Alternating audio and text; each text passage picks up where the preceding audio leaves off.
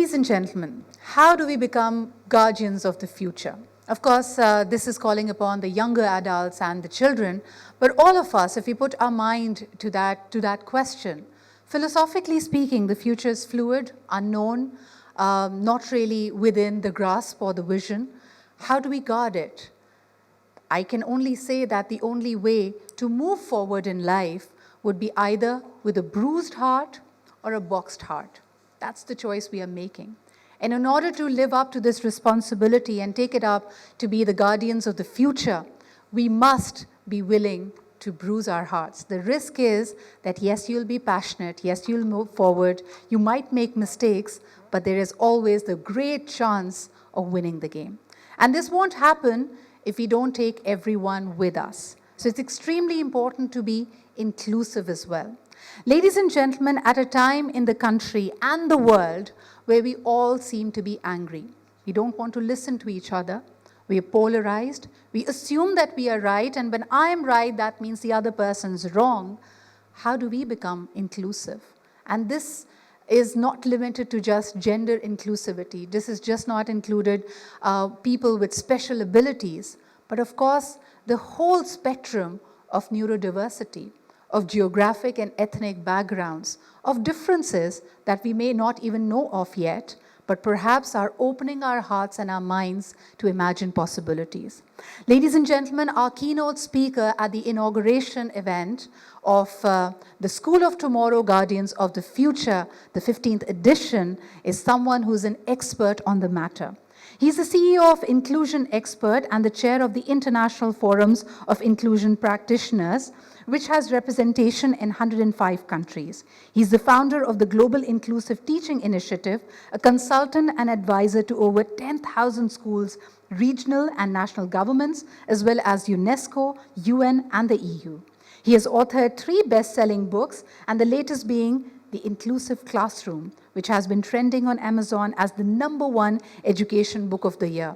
And much to my surprise, he's confessed that he read his first ever book at the age of 18. Ladies and gentlemen, he's also authored 90 articles and is a successful master's program in inclusive educational leadership for hundreds of students at the University of Buckingham. Please join me in welcoming our keynote speaker, Mr. Daniel Sobel.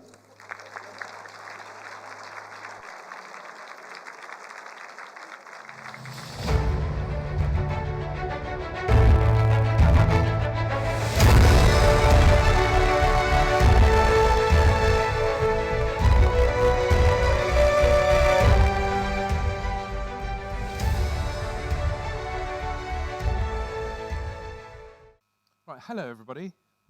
Thank you for having me here. It's a real pleasure to be in, it's a long way down, in Pakistan. My 6-year-old said, "Where are you going, Daddy?" I said, "I'm going to Pakistan." He said, "Are you going to play cricket?"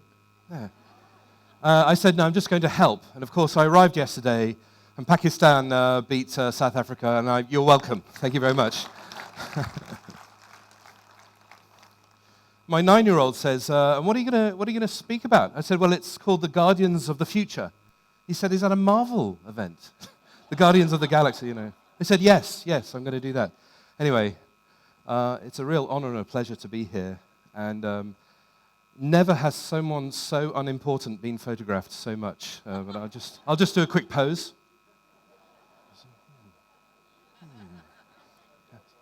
Okay, it's like paparazzi. So I'm just going to give you a little background to my story, which has informed the rest of my career. So and then my plan is to sort of share with you some of the ideas of making inclusion work over about 10,000 schools. Common questions, the challenges, the issues. Right? So I grew up in Birmingham. And you know, I've never said this. I grew up in a poor part of Birmingham, and either side of me, there were 2 poor immigrant families from Pakistan. My next-door neighbors were Azhar, Mazhar, and Shazar. And are they common names in Pakistan? Yeah. I would climb over to their fence and eat Pakistani food. That's how I grew up. I grew up in a poorer side of England. It's not the same as the poorer side of Asia or South Asia, it's different, but nonetheless, it was a poor background. And I didn't complete school. I didn't get any. We do A-levels in England. I didn't finish school with any A-levels. I had undiagnosed SEN, special educational needs, and now firmly diagnosed. I'm very proud to be ADHD. But let me just tell you something about this, actually. Not everybody knows. ADHD is attention deficit hyperactive disorder. So some people think ADHD is just all about children being hyperactive and moving a lot, right? You must have seen that as teachers. So what's going on is there's a sort of lack of dopamine in the brain. And I keep thinking I'm going to fall off. A lack of dopamine in the brain. And so one of the ways that you can get your dopamine hit is by moving, and it releases a sort of dopamine. It's very sensible. But there is another way of doing it, which is the ADHD, which I have, is inattentive ADHD, where you can get your dopamine from eating food, which, as far as I'm concerned, is a far superior way of... unfortunately, it is comorbid with... Now, I must tell you something, actually. I was going to tell you my background. I do tend to forget what I'm talking about, which is not great as a keynote speaker, but people still asking me back. My background. So I ended up finishing school without any A-levels. I read a book when I was 18. You reminded me of that. That was a good book. I discovered learning, and eventually I managed to wangle my way onto a master's in education psychology. And I did a master's in psychotherapy and a doctorate in education. And I started teaching and became an inclusion lead. It's called a Senko in England. And I innovated various practices. And I won some awards, and I got asked by the Department for Education to advise them in England. And I wrote a series for the Guardian newspaper in England on it. And then eventually I decided to try and help and support schools in inclusion. And so over the years, it's just evolved into an organization which has worked with many thousands of schools, and we're in now 120 countries, and we support UNESCO and well, thank you. There's something which I don't normally say, which I was reflecting on today, is that I don't know anyone here who may or may not have studied psychology, but at higher levels, you have to do research skills, and statistical analysis is one of the things you have to study. So I studied statistical analysis at the Institute of Education in London at UCL, and I came top in the class. Now, just about 8 years prior to that, at the age of 16, I'd taken maths GCSE. Do you do GCSEs in your schools? Yes. I should have found out beforehand, but I'm not very prepared. But I'd failed that 3 times. Tried, failed, tried, failed. Couldn't do it. So why, when I did my master's 10 years later, did I come top in the class? What had changed? I can promise you I hadn't done any maths. The thing, I could ask you to guess, but it's difficult to interact with the audience. Let me cut to the chase.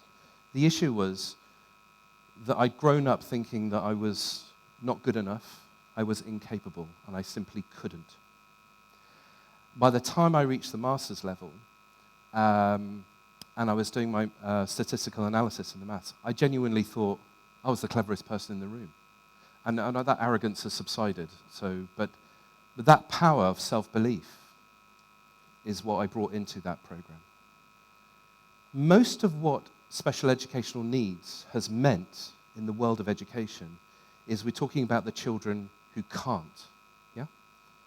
And I want to say today that actually those children can. Let's roll that video if we can. It's just a minute-long video.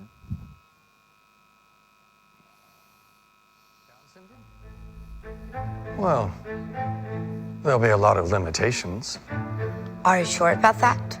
They tend to do well performing only the simplest of tasks. I am a lobbyist on Capitol Hill. A regular life with lasting relationships. We've been together for 14 years. Their cognitive ceiling limits their ability to work. I own a business. Low muscle tone prevents any possibility of achievement in sports. I wouldn't expect much.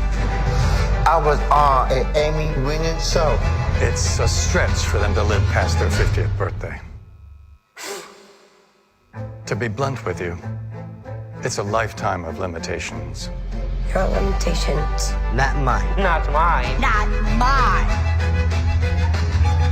Not Mine. That's it. Thank you.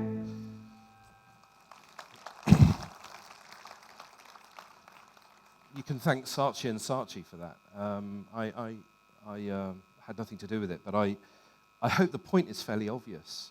The young people who I've met with Down syndrome, who've gone on to do a university degree,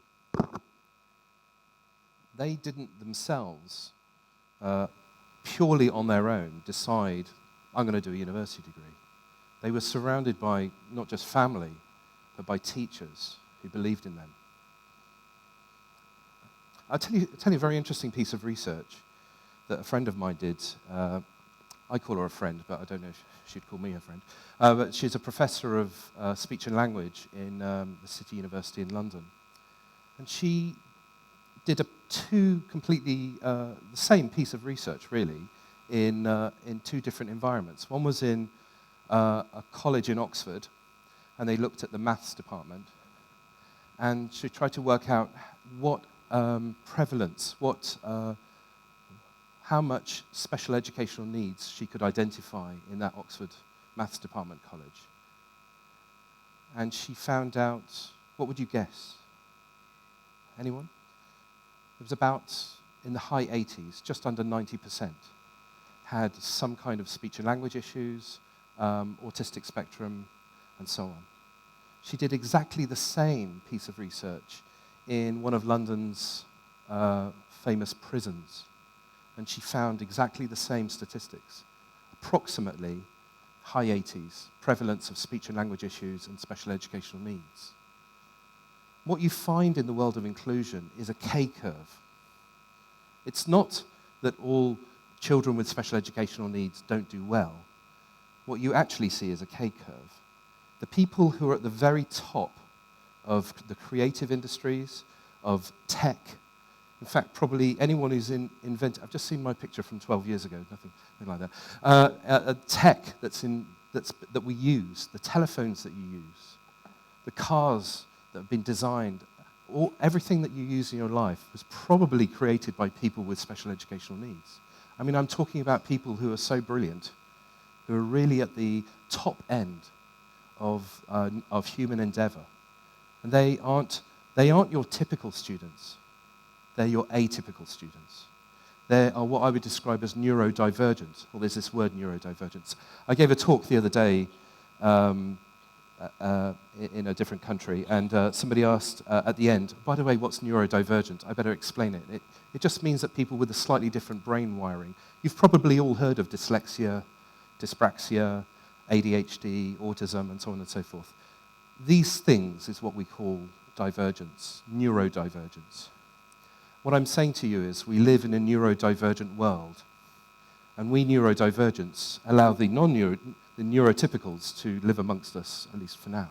But all of the modern world, the modern technology, the most amazing things that human endeavor has achieved have been with people who think differently. I want to share with you the most common question. I've got notes over here because with being ADHD, I tend to forget what I'm talking about. So I'm just making a note. I want to tell you the most common question which we've received from schools, mainly in England, but all over the world. The question goes like this. We've identified a group of students who are behind in their mathematics. It's very often maths. It's not always maths, but very often. And very often it's a group of boys. What can we do to give this group of boys, very often a group of boys, a boost in their maths learning? What could we do? And we'd like to do it at break times and lunch times because that's the only time we have to do it. And by means of an example, I remember a story that happened in Sheffield, in the city of Sheffield in England, which is very hilly up and down. And it had there was a group, we were asked this question, and I went and spoke to the group of boys, and this one boy told me as follows. He said, the reason why I'm behind in my maths is because I'm getting to school really late every day. Well, why are you getting to school late? I said. Well, it's because he's helping his two siblings, his brother and sister, who have profound, multiple, complex needs, to get onto their special needs bus in the morning. So therefore, he's missing his own school bus, and he's getting to school late. Now, what would we be doing if we gave this boy extra maths at break times and lunch times? And the real answer is, I think, is that we'd be taking away that vital time that he has to be a child. At home, he's helping, he's becoming like an adult. He's called adultified. He's become like an adult at home. And the only time he has to mix with peers like a child is at home. And the other thing is that he may well think that, hang on, I'm no good at maths, I'm kind of being punished with the maths, and it will give a negative impact on his feeling towards maths. So in the end, what I decided to do was to buy him a bike. And I'm not suggesting that we should buy everybody a bike, but the reason why we bought him a bike is just so that he could get to school on time. It's a simple solution to a problem. This outlines. I published this article in the Guardian newspaper in England to demonstrate where most of the questions around inclusion fall down. The questions usually are, look, we have these students, they're behind, what can we do to boost them? And they try and take an off-the-shelf solution. And my suggestion is that actually the best solutions that exist are personalized, individualized to the individual child. One is called hard data, the grades, the assessments. The other is the story that sits behind it. There was a head teacher that wrote to me, said, so inspired by your story, I decided to buy 40 bikes for my school, and I hope you can realize how stupid that is. I'm not suggesting anyone buys bikes for children. There was an interesting, the equivalent story was of a group of children who were from a very poor area of inner city Blackpool in England. I'm sorry, these England references, just so happened that my experiences are mainly there. And in this particular school, the group of boys hated maths so much they wouldn't want to touch it with a barge pole. They just didn't want anything to do with it. And so the idea of then giving them extra maths at lunchtime just seemed like a crazy idea. So what we decided to do was to take these boys who'd never left inner city Blackpool before. We took them camping into a nearby Lake District, and just for 2 nights. And it wasn't me who took them camping, it was the maths teachers who took them camping. Because actually the real issue was the relationship between teachers and students. And again, I'm not suggesting that everybody here goes off and does camping, unless you want to. I highly recommend it. But that isn't the intention. The intention is to say, well, what was the real issue, and deal with that. And that's where the big trick to most inclusion things lie. This also, of course, opens the door to one of the biggest issues with inclusion, is that it's rooted in relationships, positive relationships between teachers and children. It reminds me of a head teacher I met. I had lunch with just as he was retiring, and he told me about a trick he did. He just started at a school. Children in this school were age 11 to 18. He was a new head teacher, and he brought into the school, it was in the early 1980s, he brought into the school results. He said, these are the results which all of these children are expected to achieve by the end of the year. And so the teachers received them. These new children had just arrived into the school. They'd never seen these children before, and they could see, oh, this child here is meant to get a grade A, and this child here is meant to get a grade C, and so on. And about 85% of those children achieved those results. At the end of the year, he told the teachers that he had completely randomized those results. Can you see how what this is saying, as with the video, that we as teachers bring in our attitudes and limitations as to what children can and can't achieve? The starting point and the journey, really, of inclusion begins with us, not with the children. It's with the limitations that we impose on the children. I should give a private school example, I think, of this very story. I went and looked at a particular maths class. I keep mentioning maths, poor maths. I think maths is very, very good. But a particular example was in this private school, and they said they've got a real problem with the maths in this particular class. I looked at it and I realized it had nothing to do with maths at all.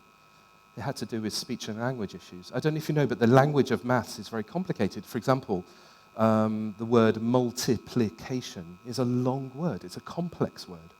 And actually, the issue was about speech and language, not mathematical computation. And so what we decided to do was to get a speech and language therapist to work with the teachers for just 2 or 3 sessions, and it changed how they did their work. I'm looking at what I'm talking about next. Here we go, pre and overlearning. Imagine the following. I saw 2 different classes in 2 different schools doing the same subject, the same book. It was English. And I think they were doing the book Frankenstein. And I go into the one class, and I'm looking at what's happening here. And this is what happened. They'd identified 5 students who were behind in their reading.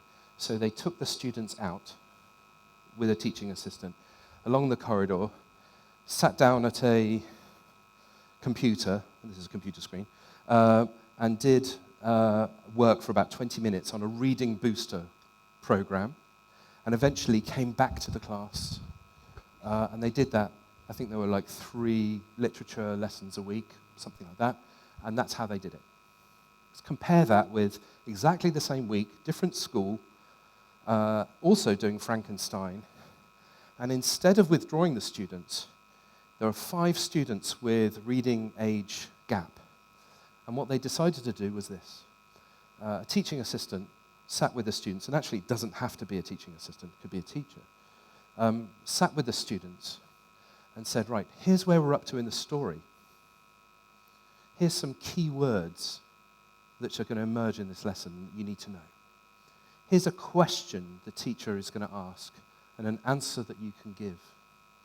And here is a question that you could ask.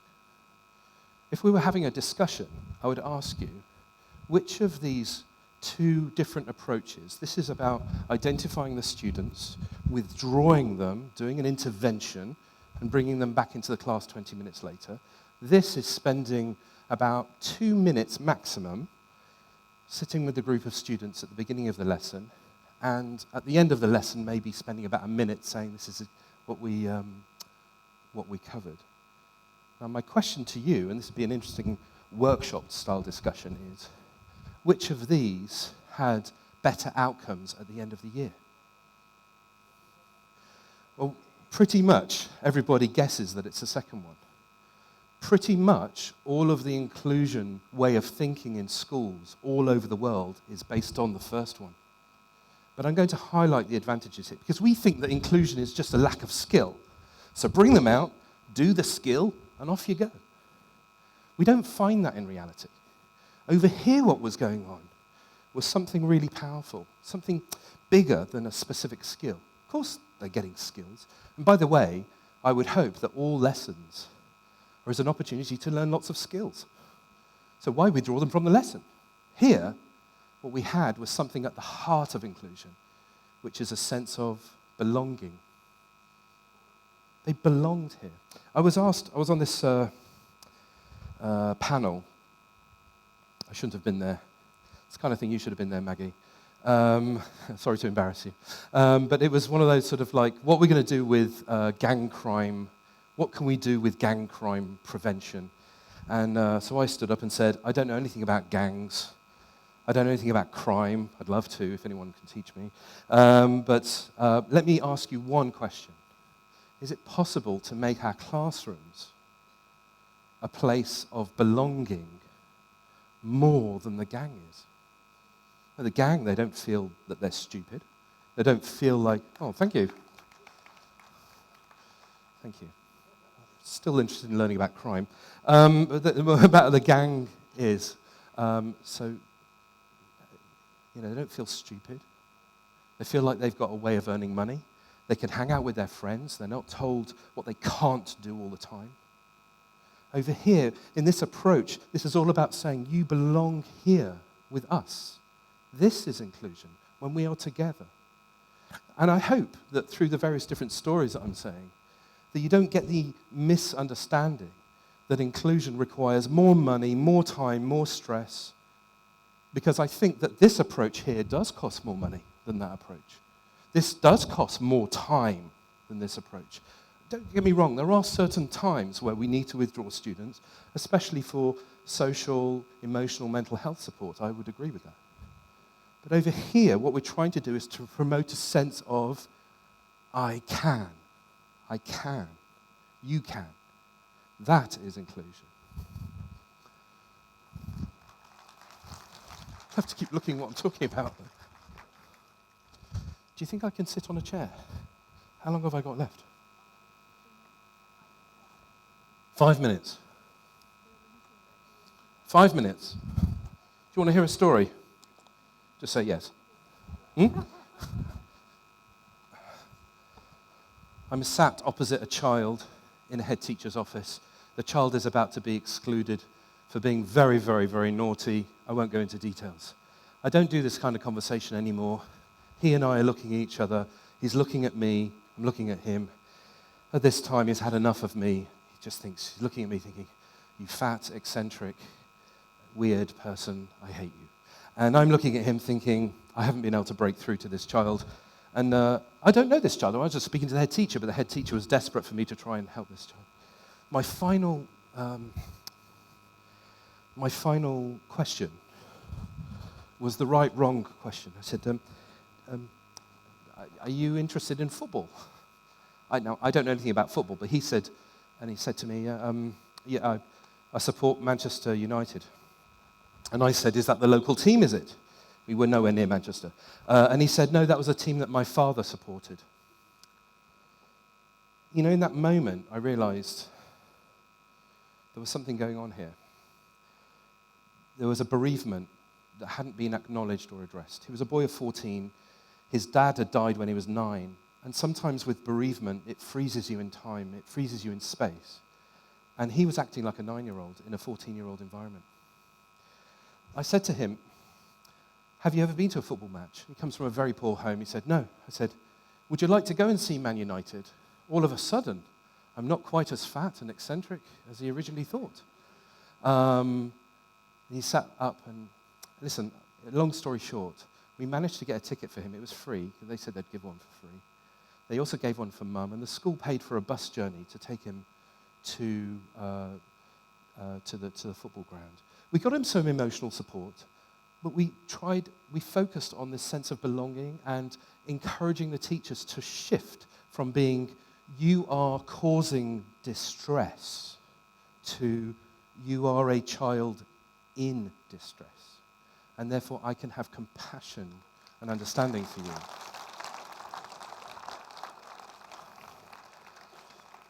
I want to leave you with 4 words. We've talked about the idea of self-belief. And through the self-belief is something that we as teachers can nurture with our attitude. We carry the attitude and we give the belief to the child, in the child. That doesn't cost money. That doesn't cost time. That costs compassion and love. Through that is delivered through this relationship. A relationship that's built on positivity, not on how wonderful the teacher is, but actually on how wonderful the child is. And finally, this sense of